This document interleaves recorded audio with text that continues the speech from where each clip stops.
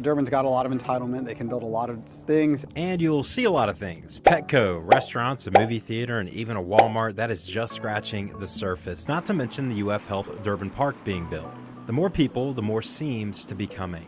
Similar to what you saw with the Buc-ee's coming in once enough rooftops were there, and then now you're seeing that whole kind of area with World Commerce Center really booming in terms of development. The Assistant Director for Growth Management, Dick D'Souza, and I spoke about the future of Durbin. You see the development, you see the dirt, and you see some empty shops. Like, what is the long-term vision? Or is that a situation where the developers come in, they've purchased this, and they can do what they want, really? And so I think it's kind of like a mixed bag of that. And so, developers still probably is holding on to a large chunk of that, waiting for that, right client to come in that meets what they want, because as a master developer, they've probably got a vision of what they want to come in. Outside of the shopping area, you will see some more apartments. Obviously the orange cones, and really what feels like an area poised for growth. It's been a sleeping giant for years. In St. Johns County now, if you develop, you have to front up some cash to make traffic work, which hasn't always been the case. People are building these improvements up front, so we've got more ability to have traffic on those roadways, and so we're not seeing,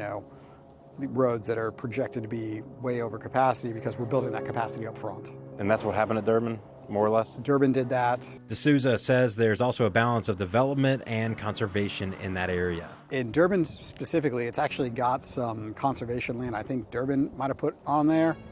And so what we actually have is a large creek system that runs through there, as well as a floodway. And so lots of regulation just over those systems in general, whether it be through the federal government or the state government. John Acebus, Channel 4, the local station.